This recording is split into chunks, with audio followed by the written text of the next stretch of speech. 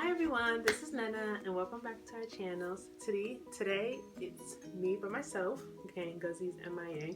But I just thought, since everyone's preparing, well, most of us are preparing to travel, I just thought I should do a video on the most essential travel items. Okay, so I'm gonna have a list of about 7 items you cannot leave your house without, especially if you're going to Africa this winter. Okay, so stay tuned.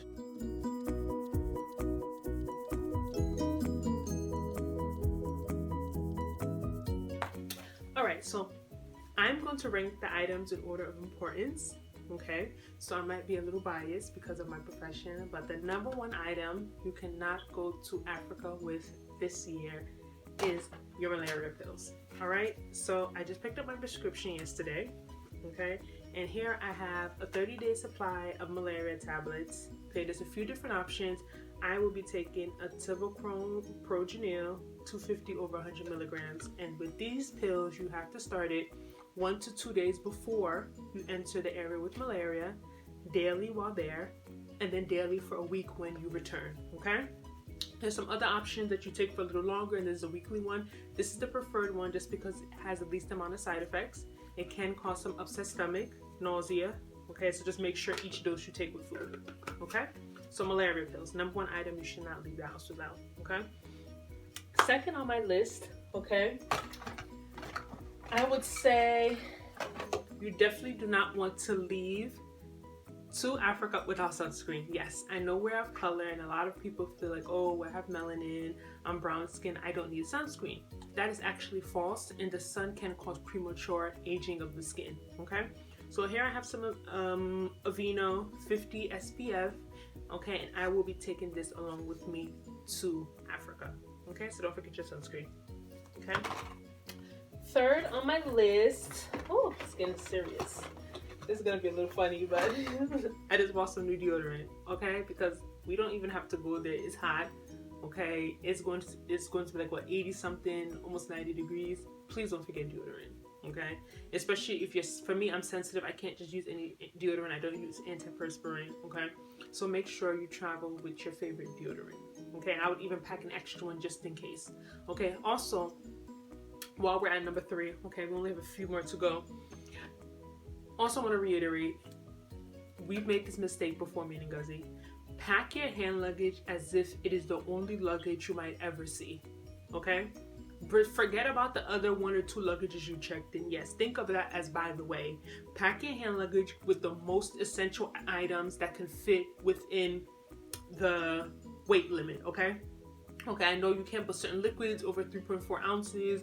Okay, it has to be a certain weight, but you want to pack your purse and your hand luggage as if you were never going to get any of your luggage, just in case, because I've been hearing a lot of things and it's so busy right now. It's festive season, so many travelers, luggages get delayed all the time, and you don't want to travel knowing that, oh my gosh, my outfit, all my clothes is in my checked-in luggage, all my makeup is in my checked-in luggage, my prescription is in my checked-in luggage. No, these essential items we're talking about now should not be in the luggage you are going to check in. This should all be in your carry-on.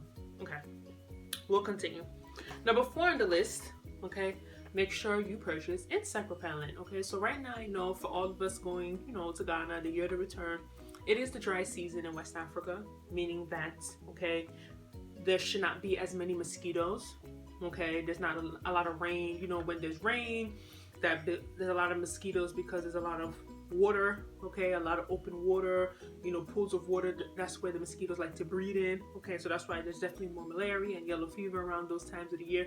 However, that does not mean there's no mosquitoes. Okay, so for the first time, I'm going to be trying picaridin. Okay, just because it is a DEET alternative. Any insect repellent is fine, but DEET is a chemical. It's banned in Canada. It is a neurotoxin. Okay, so for that reason, I'm not putting DEET on my body. Okay, just because I'm just trying to be a little bit, the skin is your largest organ, so it's very important what you put on your skin. So I'm going to be trying picaridin. It's supposed to be just as effective. 12 hours protection against mosquitoes and ticks. 8 hours against all other insects. I'll just read off of it. Let me stop trying to act like I'm a word. 8 hours biting flies, gnats, chiggers, and sandflies. Okay? So every 8 to 12 hours, I'm going to be spraying this on my body. And I got the order list set just because I don't want all those scents. I'll wear perfume if I want to smell like something. Okay. Now we have a few more. Okay.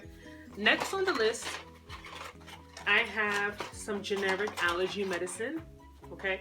I won't actually be using this because this is old before I start seeing my new allergies. And Benadryl, I've noticed, has a lot of nasty side effects. But this is the Benadryl, the over the counter. So diphenhydramine.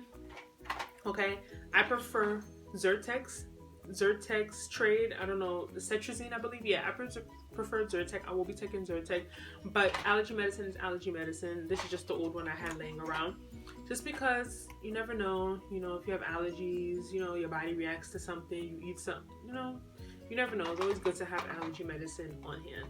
Okay.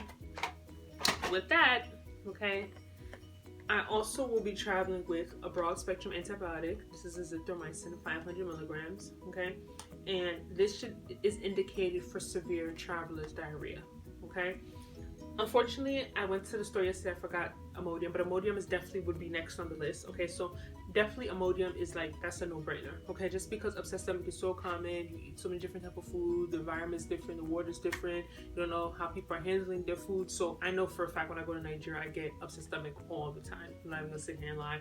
And I used to ignorantly go to Africa with nothing for it. I just thought it was normal. No, those days are over. So definitely want to travel with some type of Imodium and Pepto-Bismol. Okay, just in case you get upset stomach, you should expect that. Like, honestly, that's normal.